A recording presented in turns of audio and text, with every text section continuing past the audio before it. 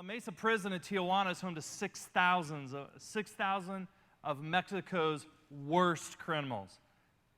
And one short little nun. Mother Antonio has fought for the rights of the people that are in the La Mesa prison, made sure they had medicine and clean water. They love her, they call her mother, and she calls them her sons. Each night when the sun goes down, 6,000 hardened criminals make La Mesa prison their home, as well as Mother Antonio. She lives in a small little cell where she has a ministry there. Now, before moving to the prison in 1977, here was Mary Brenner Clark, lived in Beverly Hills. And she was a Christian, and she said, I have this experience, I have this skill, I have money that I've accumulated, I want to do something that matters for Jesus. And so she decided to go all in with her faith, led her to move into the prison. And at one point, however, a riot broke out, and she wasn't there. The inmates staged a revolt, took over a number of police officers, took them as hostages, and when Mother Antonia found out about it, she went to the prison immediately, and she was begging the police officers to let her in. There was gunfire everywhere, smoke's going everywhere. The police were like, absolutely not, you're going to get hurt. There's no way we're going to let you into that prison. And she demanded it, and finally, they let her into the prison. She looked for the most influential inmate in the prison, and she said out loud, it's not right that you're locked up here, hungry and thirsty, you're malnourished. We can take care of those things. I want to fight for you. I will help you, but you first have to give me your guns. He told her, Mother, as soon as we heard your voice, everybody dropped their guns. Our mission is to make more and better disciples, and that means when I grew up going to church as a kid, it was a group of very, very nice people. It was a nice church. They were wonderful people. I'm thankful for my friendships there. But I don't want to just go to church. Jesus doesn't want us to simply to come on Sunday to church. Jesus has a vision where as his disciples, they are going to be known as the people, as it says in the book of Acts, that these are the people that upend the world. These are the people who aren't willing to settle for the status quo, and we're going to do something about it. This is why today we're concluding this series that we're calling Cannonball, and today we're going to make our commitments for the Cannonball Generosity Initiative. Have you seen this meme? I love this meme. When you ask your drama queen teenager to please empty the dishwasher. How many of you have actually done that with your kids, right? You've asked them to do something, and that's how they respond. That's what our culture teaches us to do, right? We're going to do the bare minimum. We're not going to go and we're not going to exert a lot of time and a lot of energy, really honestly, to help other people, unless someone can actually notice it. I remember I was looking in the newspaper recently, and there was this company, it had like 100 employees, and the CEO of this company said the company is going to donate $1,000 for this one initiative. And that's great, but just think about the logic of that. Here's the CEO of this company that could, quite frankly, have given a $2 million gift, and they feel it necessary to call in the reporters and have a photo taken with a 6-foot-long $1,000 check. I can tell you about single moms here who have given $14,000 to build 2 homes in Haiti by herself. And no one called in the Calvary and the video cameras and the pictures and talked about it on the television. She did it, and we have done similar things with our resources and our time and our energy because we're disciples of Jesus, and we don't want to claim for it because we know it's not about us. Now, Cannonball has 2 different goals. Number 1 is 100% participation. We want everybody in this room to make a jump and do a cannonball over the next 24 months. The second goal is that we want to raise the money for the next 24 months for the 3 waves that we're going to do. We're going to have a wave of local impact, a wave of international impact, and a wave of future impact. One of my favorite stories is by Bob Goff. You know our friend Bob Goff? We worked with him over the years. We rescued a village of 600 people in northern Iraq with Bob Goff. Bob Goff came in here and spoke. We worked with his organization, Love Does, to build a safe home in Uganda for girls who are sex trafficked there. Bob Goff, in his book, Love Does, tells this great story. Bob Goff says that when I was a teenager, man, I was pretty messed up. I was searching, I was hurting, I was confused, and I just went over to and found out where my youth pastor lived, so I went and I knocked on his door, and he came to the door, and he said, "Hey, man, how are you?" He said, "Man, I just really need someone to talk to. What are you doing today?" And he said, "Hold on." And Bob said that he went inside and he could hear him talking to someone there. And then he came out with some hiking gear, 2 backpacks, some poles, and some food. And they went hiking all day. Bob says, I look back on that day as one of the days that changed my life, where that person just invested in me. Many of you can think of men and women through the years that have invested you in that way, that took of time and energy to help you. Bob Goff says at the end of the day, they came back to his place, and he said, "Do you want to come in? Why don't you come on in?"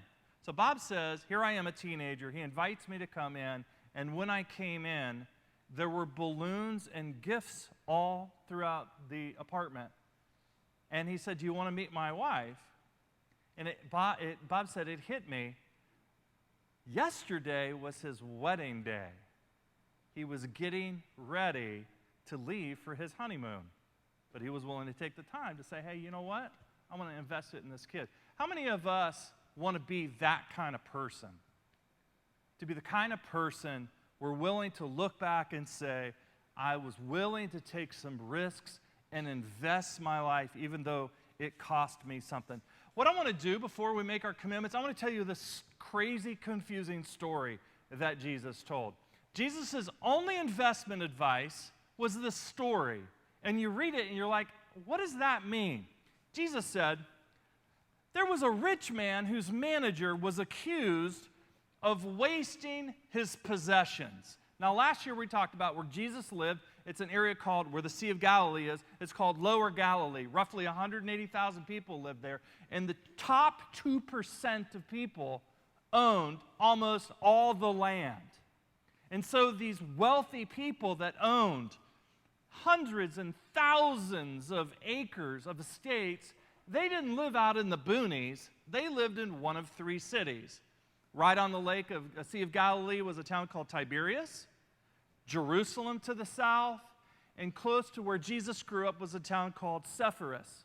And so what happened is these people would own these massive estates with thousands of acres, but they would live in the city, and what they would do is they would hire someone to stay there and manage it. And so Jesus' story says there was a rich man who's staying in Tiberias, whose manager out in the boondocks of his estate, it said, was accused of wasting his possessions. And so this rich man called in the manager. He said, I want you to meet me over here in Tiberias. And so he came all the way to Tiberias, and he says, what is this I hear about you? Give an account of your management, because you cannot be my manager any longer. And so the manager then goes back to the estate, and he calls all the people that owe this rich man a lot of money. It says, the manager said to himself, what shall I do now? My master has taken away my job. I'm not strong enough to dig, and I'm too ashamed to beg. I know that what I'll do so that when I lose my job, people will welcome me into their houses. I've got a bright idea. And so then he called in each one of his master's debtors. He asked the first, how much do you owe my master? He said, 900 gallons of olive oil, he replied. The manager told him, take your bill, sit down. I want you to cut it in half make it $4.50. But I'm getting fired tomorrow. And when I get fired, I'm going to come back to you. You know, I'm lining your pockets right now. You're going to take care of me, right? You're going to bring me into your house. You're going to give me some food. You're going to take care of me, right? He said, yeah, I promise you. He said, go ahead, cut your bill in half. Now, olives were an important part of the economy, right? People grew olives all over the place. Where did Jesus go? He went to pray on the what? Come on, you with me? Mount of Olives, right? They made olive oil from crushing olives in a press. This is an olive press. I don't know how many of you like olive oil. If you've cooked with olive oil, whenever you've purchased extra virgin olive oil, what that means is the olives will be placed in this bowl. A donkey will be on the other side. And the first time that it goes around and crushes the olives, the oil will come out the side and they'll collect it. That's called the first press. The first press is the first time it goes.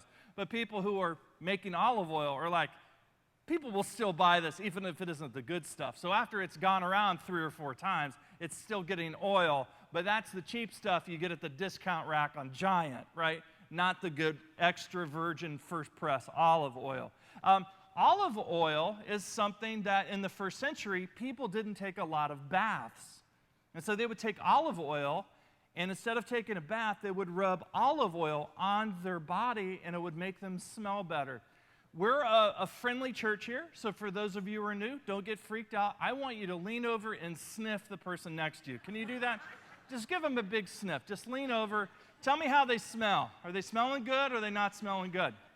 Did anybody basically rub olive oil all over their body this morning? One olive tree would produce 20 gallons of oil. And so we're talking 950 gallons. We're talking a substantial amount of money that this guy got when his guy got his bill cut in half. Second guy, he said, how much do you owe? He said, man, I owe him 1,000 bushels of wheat. He said, take your bill and make it 800. New Testament scholar John Kloppenberg said that the amount of land it would have taken to grow this amount of wheat would have been 20 times the average family lot. In other words, we know that the average family lot in the time of Jesus was roughly 5 acres. A family could make a living on a family lot of 5 acres. So the amount of wheat that he cut from this guy's bill was the amount of wheat that was produced on 100 acres of land. This is a substantial amount of money. And so verse 8 tells us the guy that owned all of this was sitting in Tiberias.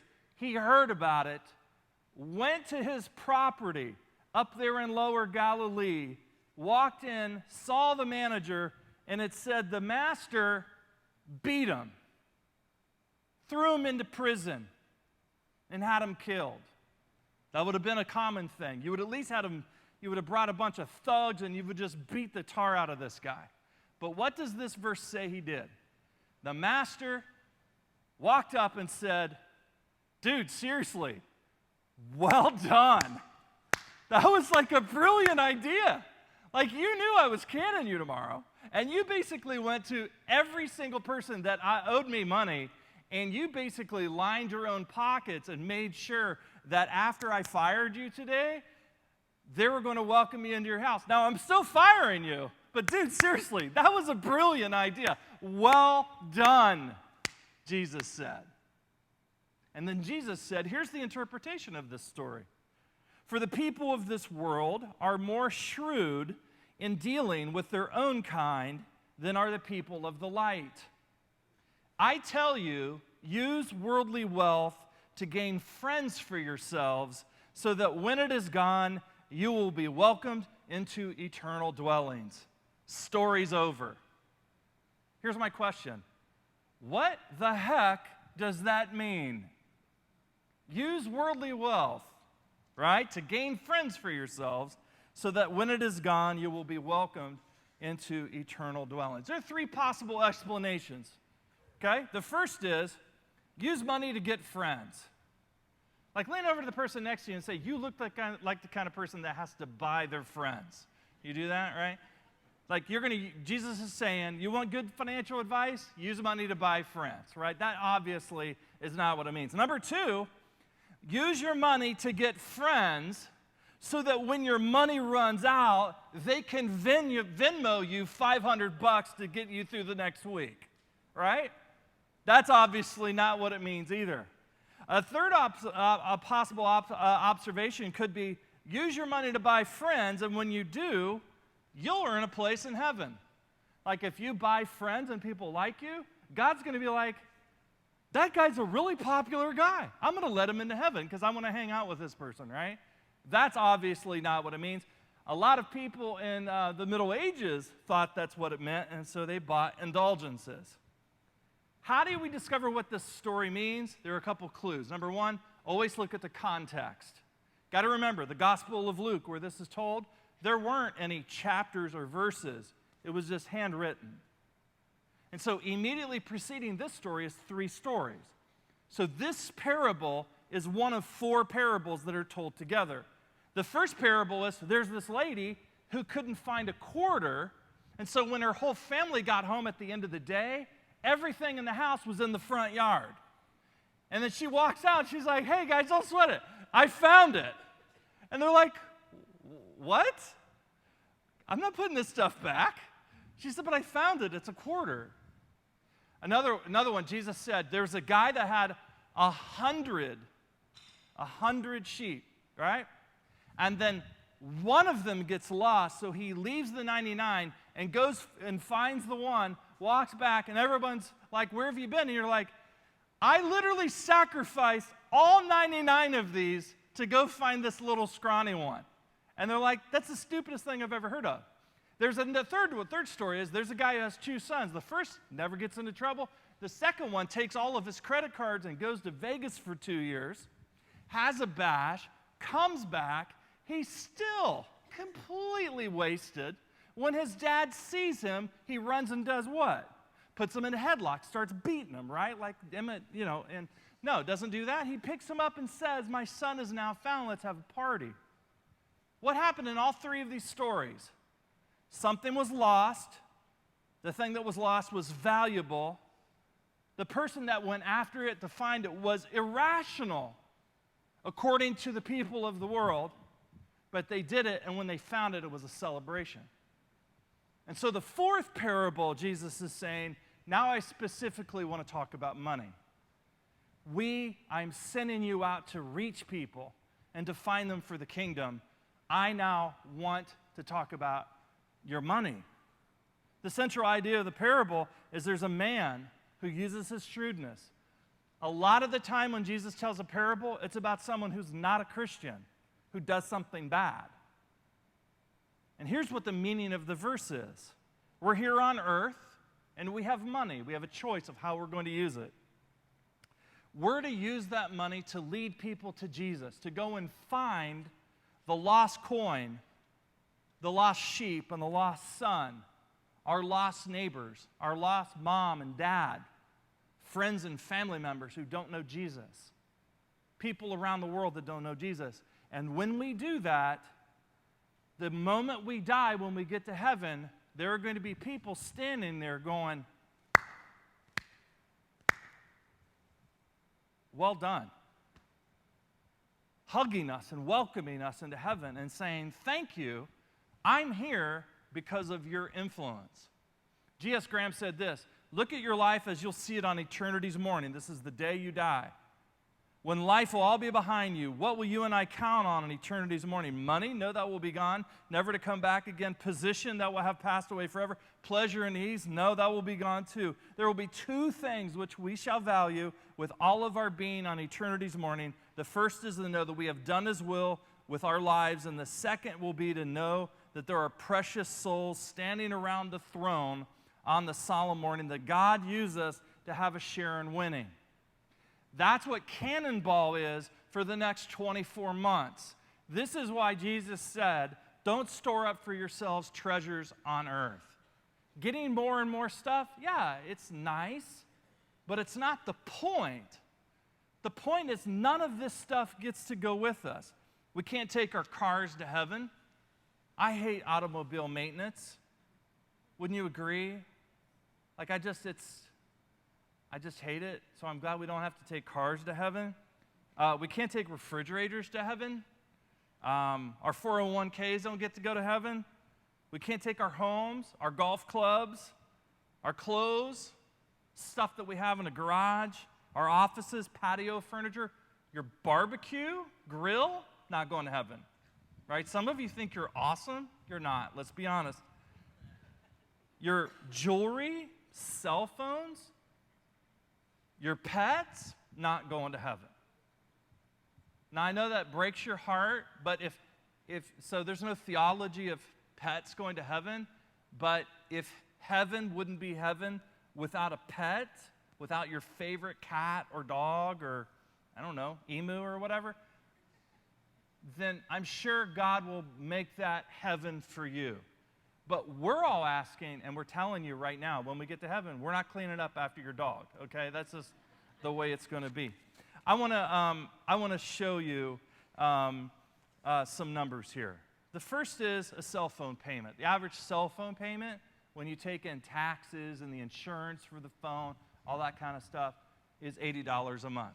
Now, undoubtedly, there's going to be someone here that says, I have Cricket Wireless. I don't pay $80 a month. And I'm going to say, be quiet, okay? So the average family, I don't know, $250-ish if you take all family and all your unlimited data and that sort of thing. Cable and internet, average package is anywhere from $150 to $250 unless you get a lot of the other additions in the NFL Premier package and all those sorts of things.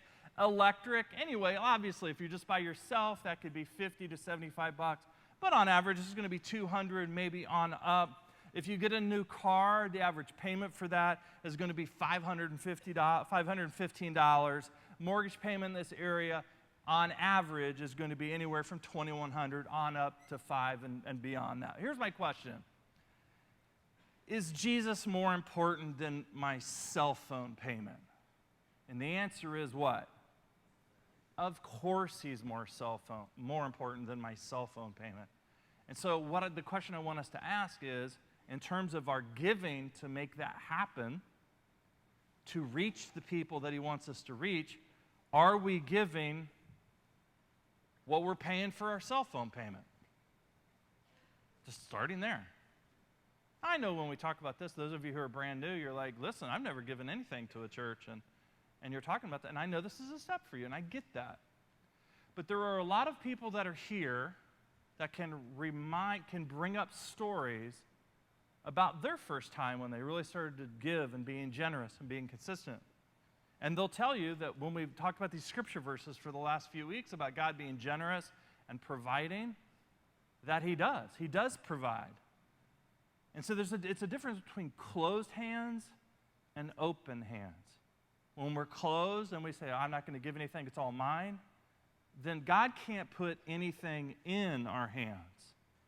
But when we open up our hands and we say, hey, man, everything that I have is yours, you take what you need and you give proportionally to that.